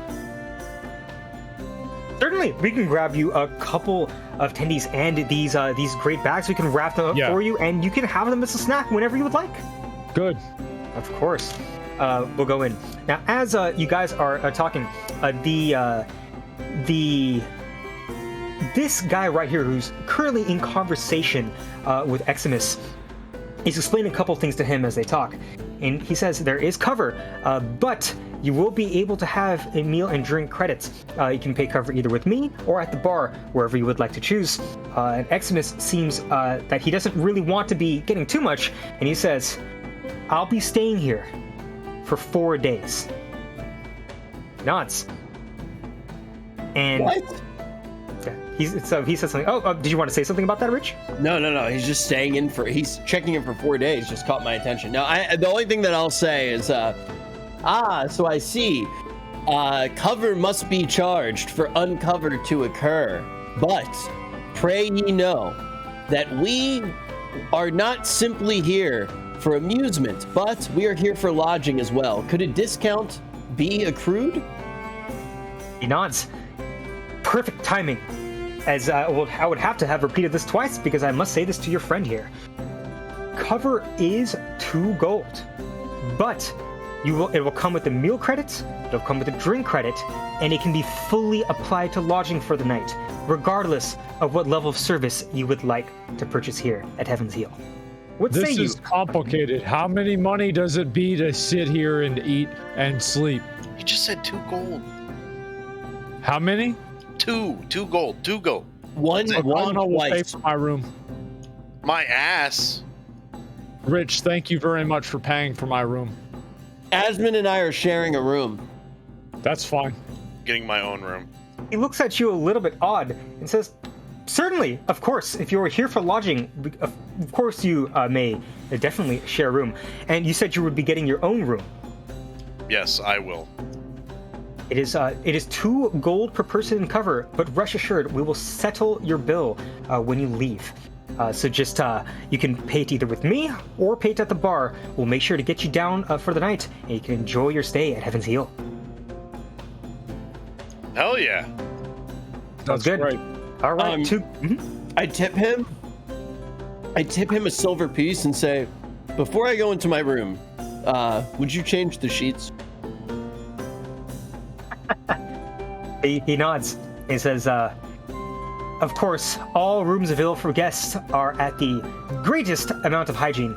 We would never want anything to bring down the sickness, bring down the sickness on any of our customers. As you can see, we take safety very seriously. As you see, this priest still casting some kind of music. Yeah, as he says he doesn't want anything to bring down the quality, I ask him, are there any offers that you have to keep up the quality? He smiles and said, that I am but a bouncer, friend. You may want to talk to the bartender for that. Ah, thank you. My pleasure. It goes, so you three are going in, and the jeweler and her apprentice had been walking with you, because of course they really don't have much of a place to go, and they're definitely fumbling for some kind of change in their pockets, right behind you as they are stopped by one of the bouncers outside. Can you do anything about that, Rich? Yeah, Rich, you gonna do anything? Wait. Say it one more time. So the jeweler had followed you here just into the upper districts, kind of looking around for stuff, and she's here, but she didn't expect to be pay-gated to even get into the building, and she's definitely fumbling for some kind of change and talking to her apprentice in a hurried tone. But it seems like she hasn't paid cover yet. I got it. I'll go. You got it. I got it. Both of them. Yeah, it's Get her her own room. Get her her own room. Trust me. Yeah, they can have their own room if they want. It's fine. Yeah. perfect. All right, I'll make a note of that. That is quite big-hearted of you. She nods. Thank you. Honestly, with everything that had happened, I didn't feel safe checking into a tavern. I'll pay you back, I promise. Man, that was quite a simple decision for you, Mcconnell, wasn't it? Yeah, I guess so. Okay. Perfect. All right, alas, let's go. Eximus, Pretty much all the decisions that he makes regarding this girl are simple. Very quick. Eximus and these three start to move out and says, I'm tired, and it seems like our friend is here. We will retire in our separate rooms, but please, enjoy yourself. This place is pricey, but the conversations you can have here or anything else are simply out of the world. Enjoy, gentlemen. Maybe we'll see each other for breakfast tomorrow. All right, I nod to Eximus and tell him to have a good night. Perfect. She thanks you one more time, and they head upstairs to just kind of go to wherever it is they will go. So now the control's on you guys. I know that Asmon wanted to purchase some stuff, some food for later, just have in his pocket, always be prepared. Mcconnell, what are you doing? Rich, what about you? I'm taking this shit in. I'm looking around, man. All right. So I'm gonna cast a minor illusion on the table of a bunch of coins. I'm gonna go like that, and then minor illusion of coins, like gold coins, all over the stage for the dancing lady. All right. So she'll have to make a save versus the illusion. But can you roll me a /roll 1d 100 again? Oh my god, I forgot that I'm filled with chaos.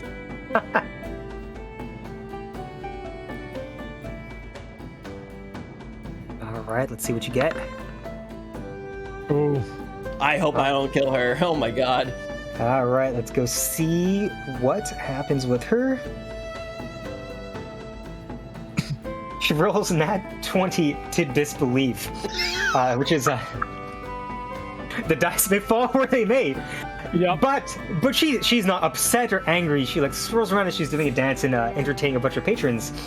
Looks at it, smirks, and winks at you as she goes back to entertain the other. As she comes by, I never give her not a silver piece, but a full gold piece. Well done. One more gold out of the pocket for you. She smiles. Thank you kindly, sir. how's your night been going so far? I go real bad, you know. I had this girlfriend. She didn't live in the city. She lived in another city. She's totally real though, and man, we used to have the best sex all the time. But like all the time, she loved, like, oh my god, like she loved me so much. But the thing was, is she got transferred for she's a model, and she got transferred and she's doing a model shoot, and now in like another city, and it's like, I loved her so much, so I'm like real sad and like lonely, but like she moved and like, you know, so I'm kind of single. That is quite a story. In fact, I actually don't even know if that's in your backstory or not, but well. No, it's all bullshit. Are you trying to get something out of her with the sob story, or are you just trying to lighten up the mood and start a conversation? Yeah, chicks dig sad dudes. All right, roll deception for me, please.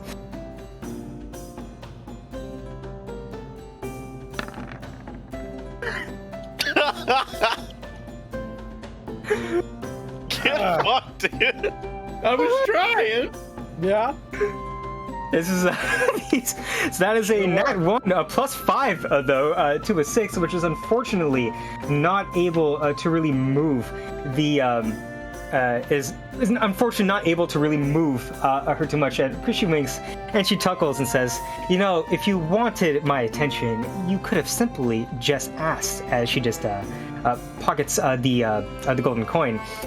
We've seen all kind of things, and of course, if a conversation with me is not up to your fancy, there's of course anyone here that may be able to entertain you. Tell me, what are you looking for?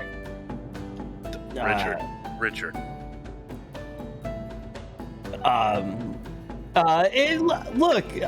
Let's not talk about me. I want to talk about you. How has work been? Have any interesting people made your night all the more pleasurable? Look, I'm getting information. Oh yeah, of course we're gonna get some information.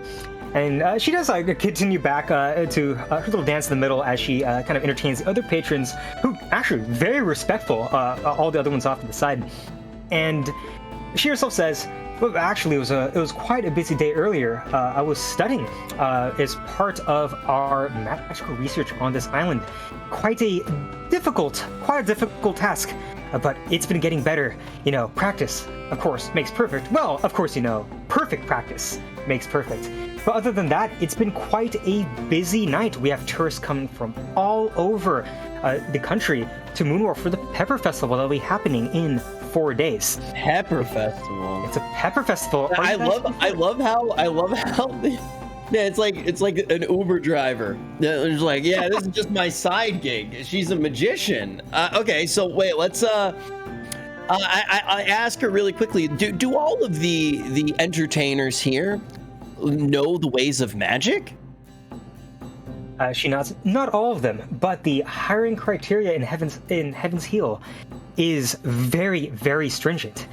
Every entertainer or performer comes with what type of entertainment they are willing to provide or not willing to provide, and each of them must have multiple unique talents.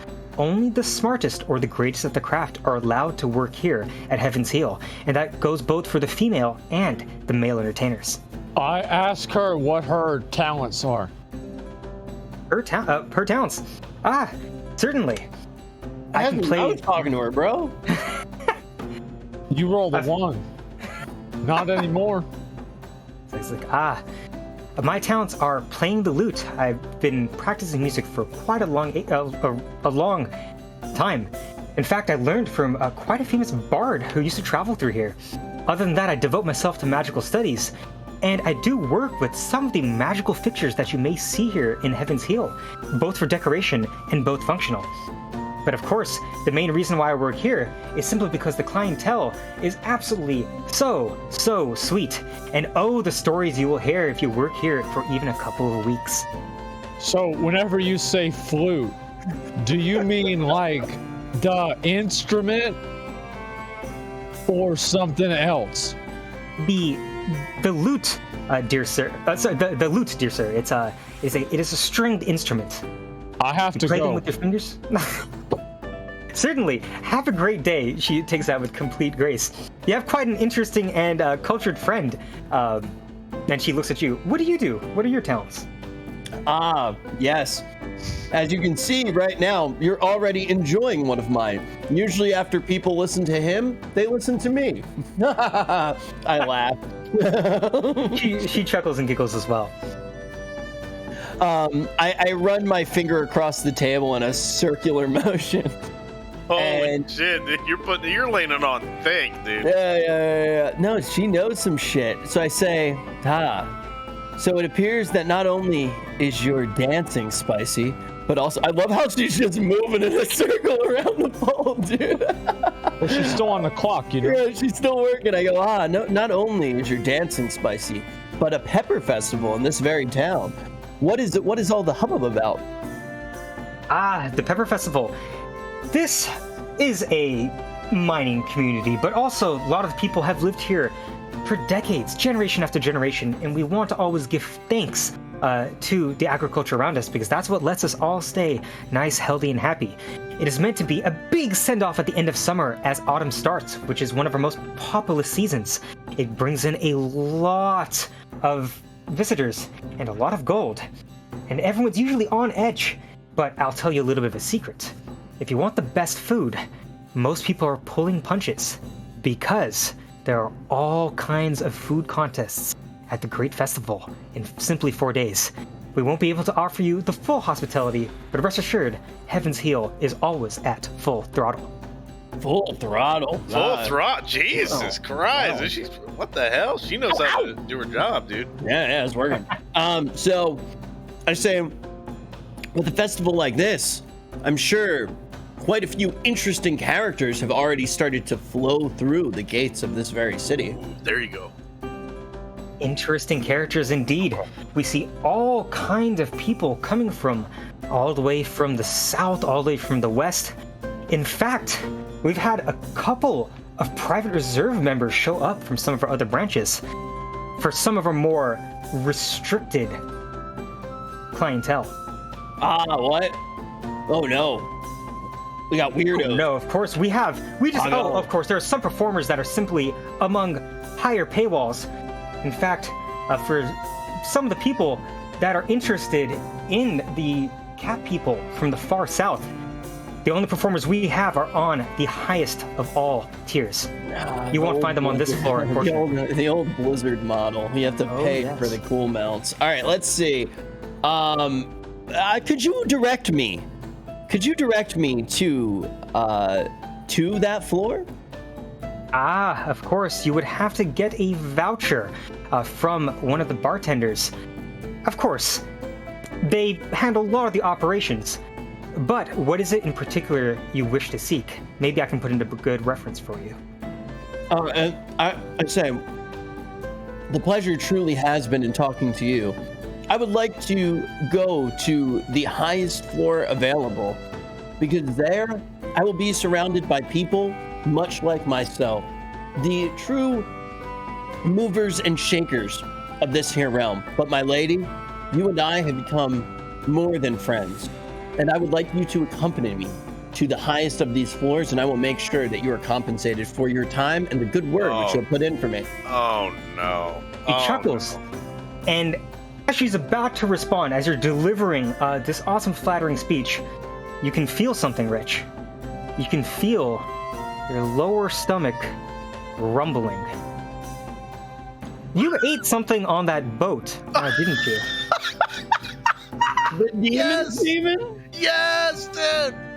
And you can feel that something is going to be coming out of the other end pretty soon and pretty suddenly. You may want to solve this problem before you go on through your night. Dude.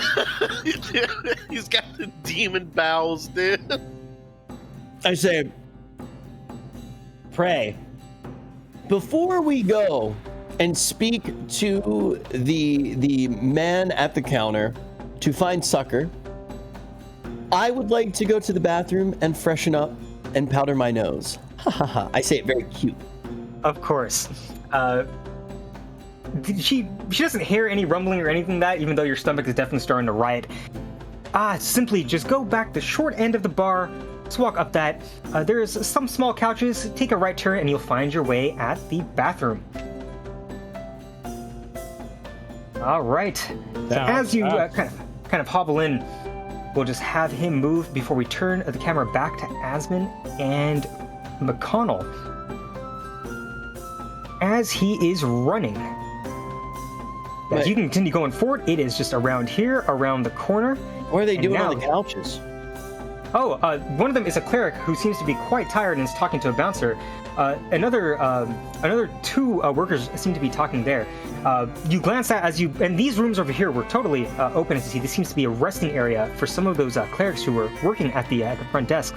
You sit in and you squat down and you start to let things move through. But before we talk about that, Mcconnell and Asmon, you hear everything that had happened here. Is there anything else that you're trying to get situated on? Anything that you guys are trying to do? Trying to get some food, trying to get a drink, trying to I already got my food, and so now I think that, you know what? I was looking over here, and it seems kind of odd that the same party of individuals is over here. McConnell, do you want to go talk to them? Yes. Let me ask this. Do I have any of my spells back with that short rest? Unfortunately not. You'll have a long rest before that, but you do have your divine sense. You only got one left for the day. You can use it, you can save it. After all, your friend isn't here at the moment. It's up to you, but you can definitely talk to those three adventurers. I think we should do that. Okay, let's go. All right. As you approach them, you can overhear that the ranger is laughing, and she says, "I swear to God, they have the most burly and gorgeous event here." As these two men are dancing in the middle of this thing, to the other two compatriots, the cleric is looking very. Did Asmon and McConnell just go to the table that the dudes are dancing at? Yeah, they wanted to talk to. They wanted to talk to these guys while you ran off to do your stuff in the bathroom. The cleric seems to be not super engaged here, but it seems like he's waiting his turn. It seems like a deal between him and the ranger. The dwarf simply doesn't give two shits. He is shouting, hooting, and hollering and drinking. He's having a great time. It doesn't seem like he really cares too much about the aesthetics here. He just wants to drink and have a good time. Anything you wanted to ask this crew before we pan over to see what happens with Rich? Well, I would go up to them and I would say, listen, I saw y'all at the boat, and you know what happened, and I know what happened, and you know that I know what happened, and I know that you know what happened. Mm-hmm. So what the fuck are y'all doing over here? Oh, she turns to you almost in confusion and says, well, it's been a really stressful journey. So honestly, we're just here to unwind. We've heard about this place long and far. In fact, we've visited the one in the bigger port city of Sanford a long time ago. It was quite nice there. There's definitely quite a lot of fine gentlemen here. So me and the cleric have agreed to, enjoy, take our time here, and then we'll get started on our journey tomorrow. And the dwarf just shouts, "They got the best drinks, dude! You gotta drink, you gotta do the drinks, bro!" And we will leave there momentarily. We're going to go back to Rich because he's not feeling very good in that bathroom. Here we go. They got the best Mai Tais ever, bro. All right, so as I sit on the toilet, I prop up I use my tail. I kind of wrap it down so it goes under my feet and pushes my feet up to put myself in the position of the scholar. Perfect. So basically, you're just gonna squat and just shoot this one out. That's basically. But I have the good form, you got the good form, like a squatty potty. I feel you. You want to let this, because this is a lot of brewing and bubbling in your stomach, and you're not really huffing and puffing. You're not really doing any special breathing exercises. But you go. As I'm doing it, I let my eyes roll back into my head. I begin to sweat. My very blue flesh begins to sparkle in the light like a vampire in the sun. I feel an immense heat, is this my patron or is this some other form? As I let out an eldritch blast into the toilet. Yeah. Are you actually gonna cast it in the fucking toilet, or is that just your shit? That's my flavored? shit. That's your shit being flavored? Okay, perfect. So, you roll your eyes back. Oh, one more question. I gotta ask you this, Rich. Are you letting your patron take the wheel by any chance? No, I am not. I'm not fully letting the patron take the wheel because I would like to keep the demon semen and the crystal inside of me. So, like, I am somewhat keegling. You're keegling as you do this. It's give and take, push and pull. Perfect. So you're trying to keep full control over your body as you let this one rip, and you can feel something hard passing through. But this is not going to hurt you this fine day. After all, that jewel was enough to swallow, and you can feel it pass. And a sudden bit of relief. You can feel it's almost like your vision got wider, and the volume of the world just turned down a little bit as you could breathe a lot easier. It feels like that chaos swirling within you that was arresting your magic, just with this gush out of your intestines. It has freed you from the grasp of chaos. But that thing that came out definitely felt like something quite hard. It looks like you weren't able to hold that jewel inside of you, but it seems like it is in the toilet. Would you like to do anything with it? I'm actually disgusted. So like train spotting, I enter a new world as I reach in and you want to do it like apple bobbing? yeah, dude, like the OT gay Friendsgiving event. So I do what I need to do, and I get in there and I pull out the crystal. All right. You reach in, and I swallow it again. No, I'm just kidding. I'm just kidding. You reach in, and the stench is definitely overwhelming. And you reach in, you're kind of moving your shit to the side, and this is smelling really bad. Now you know how much you shit. Something's a little bit off here, and you find the gem. You pull it back up, and you're like, wow, looks like that chaotic magic really did something. And something takes you back, because something is wrong here. You didn't move that little arm off to the side. Wait a minute. There's no running water in this toilet. Why is it moving? And you see these two green eyes open up, and it makes a kind of sound. And I think that's where we're going to leave off today with initiative first thing tomorrow. What? Or next session. Okay. All right. There's a shit demon. You've made a shit demon. Don't worry about it. I'll just put the lid on it and it will be gone. Don't worry about it. Does it love me? It will be fun. What if it loves me? No, that's the other shit demon. On the table. I just had a little baby. I'm a dad. Wait, okay. This is disgusting. All right, that's actually a very good point. Riku, just for future reference. Yes. Would we be able to potentially roll like an animal handling? Do like an animal handling roll? Calling my baby an animal? That's my boy. On the shit demon, and then have it become a shit pet? This is so. How are you off the rails this hard? He literally shit out a demon. I mean, this is D&D. I hate how you're talking about my family, man. I have to keep this in mind. Whenever you say shit out a demon, you are talking about a tiefling, which is also a demon. Those are like the good demons. Did the demon semen mix with the I am bad. No, you've got to have to look. Give Riku a week to work on that, okay? He's got to figure it out. It's going to take a while. But Riku, to answer your question, Asmon, it's this is D&D. You guys can do absolutely anything. I will roll with it. You guys have a very interesting encounter starting at the very beginning of the next session. Oh yeah. Oh god. All right. We're There's a gonna have lot. to kill a Oh shit man. demon, I'm dude. gonna have to We're gonna do have to kill a shit demon. some strategizing, man. I'm gonna have to plan everything out, bro. This is so much. Oh my god! I just realized I have no Go spells. I have no spells to deal with it now. I thought we had a short rest. No, I need a merely long want to get rest. stuff back on short rest. That's fine. Yes. That's fine.